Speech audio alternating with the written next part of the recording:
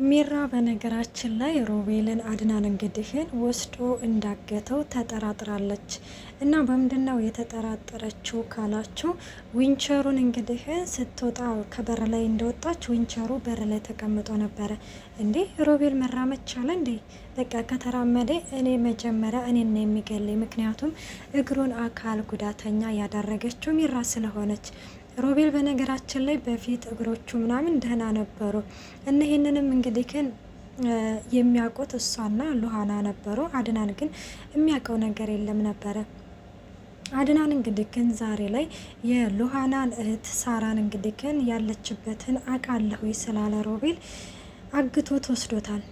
እና ማክቶ የወሰደው እንግዲህ ግን የት እንዳለች ራሱ ይናገራታል በሚለው ነው። ሰላም ጤና ይስጥልኝ ውድና የተከበራችሁ የቻናሌ ቤተሰብ እንዲናችሁ ደህና ናችሁ? ያለው እግዚአብሔር ይመስገን። ለዚህ ቻናል አዲስ ሲሆናችሁ ሰብስክራይብ በማድረግ ቤተሰብ ሆኖ እንዲሁም ነባሩ ስለምታበረታቱኝ እጅግ አድርጌ አመሰግናለሁ። እንግዲህ ተወዳጅና ልብ አንጠልጣይ የሆነውን ሉሃና ድራማ ይዘንላችሁ ቀርበናል። አድናን አሁን ላይ እንደተመለከትነው በጣም ጎበዝ ልጅና ቁፍጣና ልጅ ሆኗል። ከአሁን በፊት እንግዲህ እንደተመለከትነው ሉሃና ይሄ አድና ሮቤልና ሚራ ብዙ ጊዜ ሙድ እያያዙበት ነበረ። እሱም በእንቅልፍ መድኃኒት እያስተኙ ምናምን አንድ ላይ ነበሩ።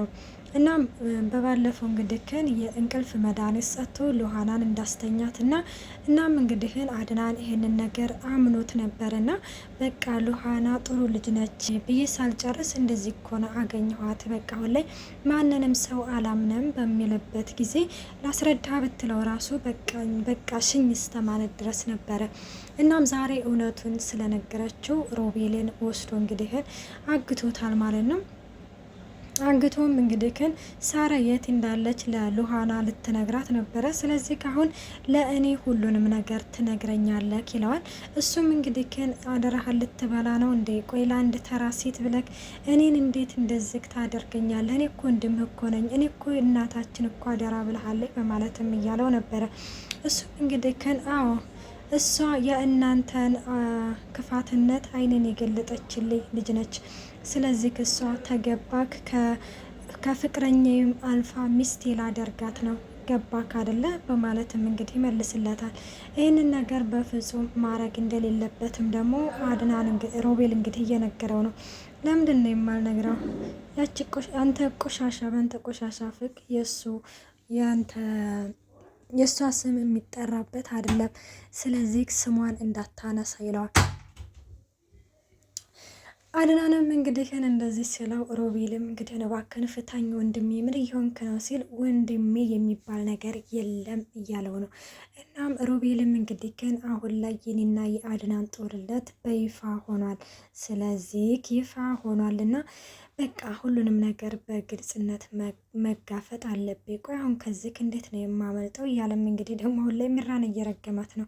ሚራ እንግዲህ ይህንን እግሩን እንድትስባት ታደርገው ኖሮ አንዳንዴ ምንድን ነው በሰፈሩ ቁና ነው ማለት የሚባል ነገር አለና ሮቤል እንግዲህ እያስመሰለ ነበርና አሁን ላይ እንግዲህ እውነት አድርጋ ሚራ ደግ አድርጋ እንግዲህ መርፌ ወቅታው ይኸው ሽባ ሆኗል። እና በቃ እኔ እግሮ ይራመድን ብለህ ነው እንደዚህ የምታደርገኝ? ለምንድን ነው ቆይ እንደዚህ የምታደርገኝ? እያለም እንግዲህ በጣም አይነ ደረቅ ነው ግን በነገራችን ላይ ሮቤል እና ሚራ እንግዲህ ሉሃናን ወደ ሉሃና ጋር ትሄድና ሚራ አድናን የት ነው የሄደው ምናምን ስትላት እንደኔ ምን አውቃለሁኝ አሁን እኮ አንቺ እኮ ነሽ ከመኝታዬ እየቀሰቀሽ ትላታለች። ይኸውልሽ ለአንቺ ሳይነግርሽ የትም ሄደ ምን ነው አዲስ ፍቅረኛዎች አይደላችሁም እንዴ እያለቻትም ነበር። እሱን ለአንቺ መናገር አይጠበቅብኝም፣ ግን እኔ እንደየሽኝ አሁን አንቺ ነሽ ከእንቅልፍ እየቀሰቀሽ፣ ስለዚህ ስራ አለበት ይሆናል ወደዛ ይሆናል ሄደው በማለትም ትነግራታለች። አድናን ስራ አይደለም የሚሄደው፣ ይኸውልሽ ሮቤልን አግቶታል ብቻ እንደዛ ስትል ከሮቤል በዛ በተረገመ ሮቤል እኮ ተጣልተናል ምን ነው አታውቂም እንደ ስትላት ለካ ተጣልታችኋል አላለችም። ደፋር እውነት መስሎ ማለት ነው።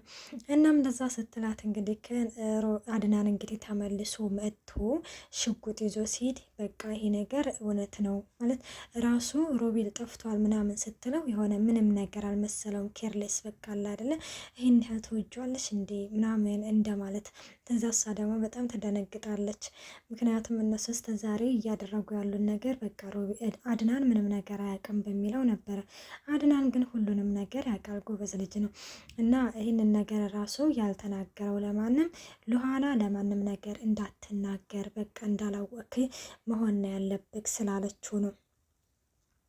እናም እንደዛ ስለሆነ እነሱ ደግሞ አልታወቀብንም ብለው በቃ እሱን እንደ ጥፋተኛ እሱን እንደ ክፉ ሰው እያደረጉ ብዙ ጊዜ እንግዲህ ሲጫወቱበት እና በቃ ያልሆነ ነገር ሲያደርጉበት ያል በዚህ ጊዜ እንግዲህ ከሉሃና ጋር ትሄድና ሮቤል ሊገለው ነው እባክሽን ደውይለት ስትላት ስትደውልለት የት ነው ያለው አድና ስትለው እንግዲህ አለው ፍቅር እዚሁ ነኝ ሲልም ሮቤል እንግዲህ ድምፅ አሰምቷል። ሮቤል እንግዲህ ምን ይሆናል ምን ይፈጠራል የሚለውን በቀጣይ ፓርቲ ዘንላችሁ እንቀርባለን። ባይ ባይ።